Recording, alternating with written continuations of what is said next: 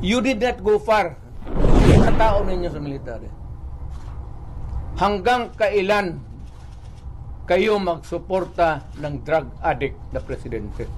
Ang tao ngayon wala nang mapuntahan kasi kay July ka.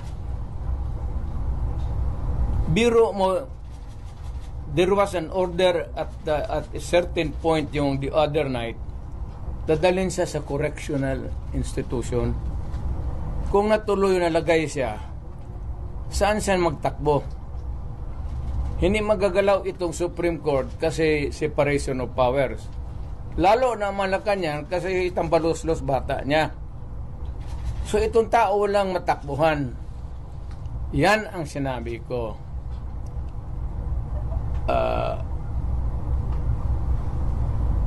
There is a fractured governance